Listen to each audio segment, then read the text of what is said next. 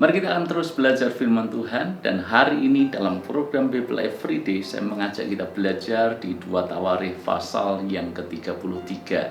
Ada ungkapan populer yang berkata like father like son.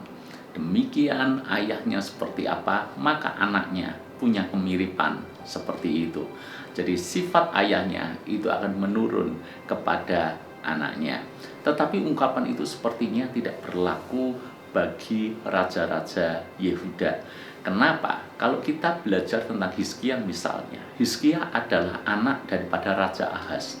Raja Ahaz demikian jahat, sedemikian memberontak kepada Tuhan, tapi anaknya Hizkia malah melakukan hal yang baik, seolah-olah bertolak belakang dengan apa yang dilakukan ayahnya.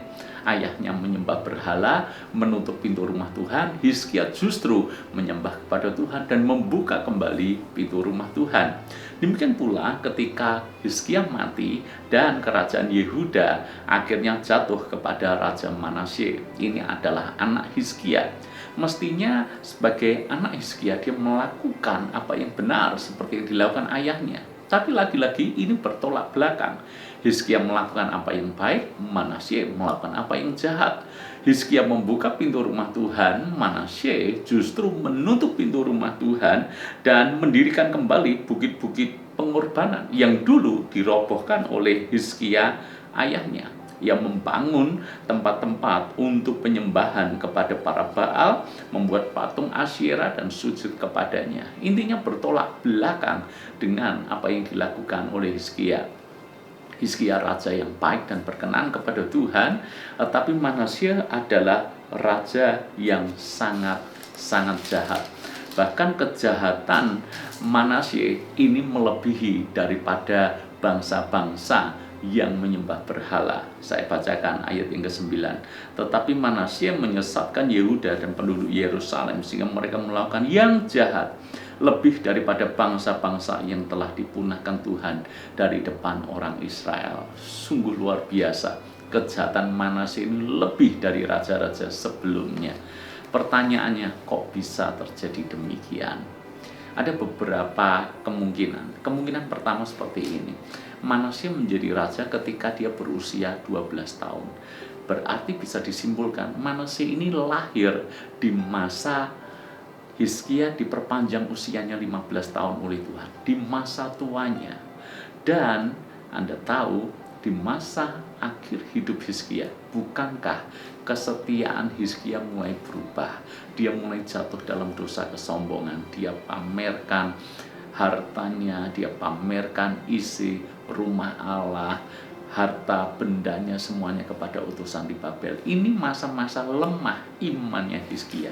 Jadi besar kemungkinan ketika anaknya lahir atau Manasye ini tidak dipersiapkan, tidak diajak untuk mengenal Tuhan, tidak diingatkan bahwa setiap hari adalah mengenal Tuhan lebih dalam, membaca Taurat, melakukan Taurat dan seterusnya. Mungkin Hizkia abe, karena mungkin usianya sudah begitu lanjut dan usianya juga sudah tidak lama lagi, sehingga dia abe terhadap anaknya.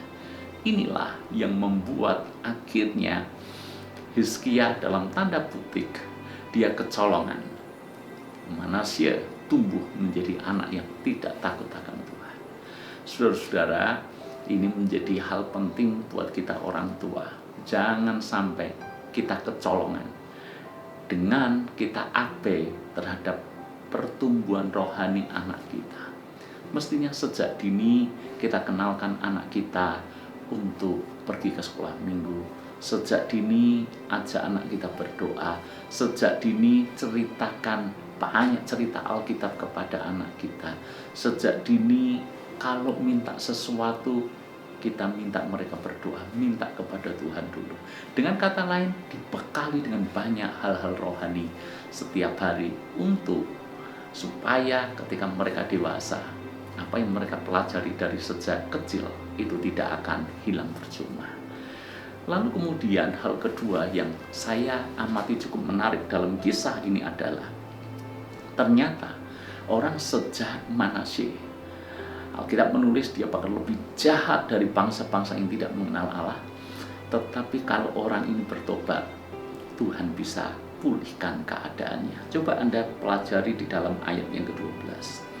Dalam keadaan terdesak ini, ia berusaha melunakkan hati Tuhan Allahnya. Ia sangat merendahkan diri di hadapan Allah nenek moyangnya dan berdoa kepadanya. Maka Tuhan mengabulkan doanya dan mendengarkan permohonannya. Ia membawanya kembali ke Yerusalem dan memulihkan kedudukannya sebagai raja. Dan Manasye mengakui bahwa Tuhan itu Allah. Sejahat apapun orang, seburuk apapun orang, kalau dia benar-benar bertobat, Tuhan pasti mengampuni. Itulah yang terjadi kepada Manasye. Tetapi tolong diingat, tolong dicatat. Sekalipun Tuhan mengampuni Manasye, tetapi keadaan sudah terlanjur parah di Yehuda sana. Rakyat sudah terlanjur menyembah berhala. Kerajaannya tidak lagi kuat. Sehingga sekalipun minta ampun, tapi konsekuensi akibat itu tetap menyertai mereka. Jadi ini hal yang penting juga kita perhatikan.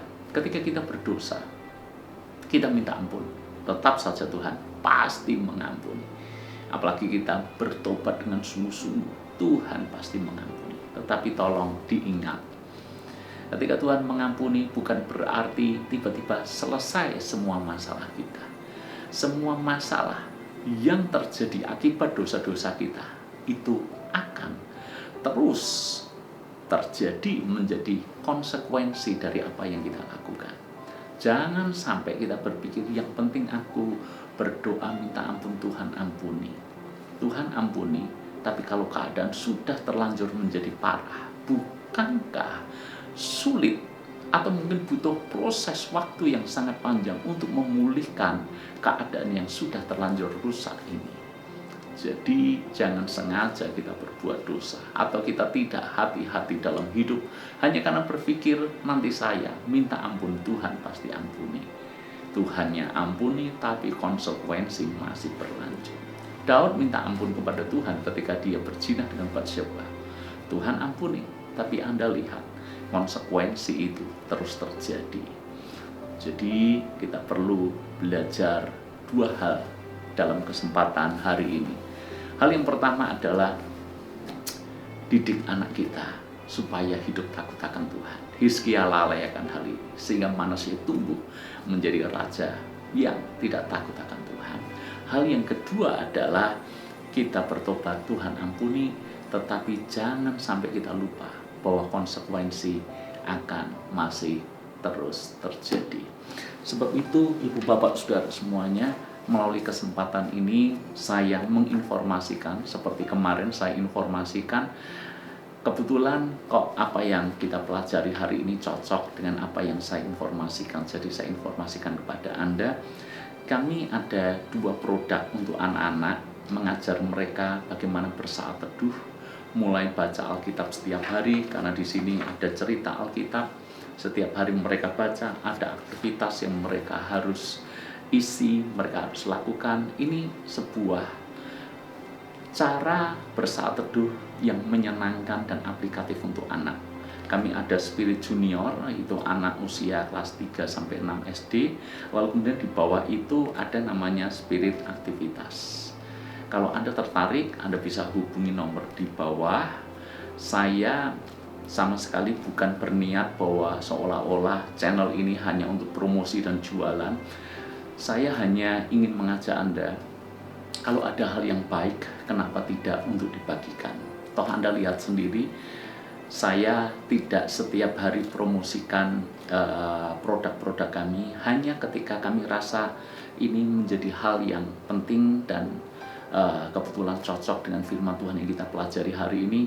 Jadi tidak ada salahnya saya menginformasikan kepada Anda. Itu saja informasi dari saya. Tuhan memberkati. Kita ketemu besok di pasal berikutnya. Tuhan memberkati.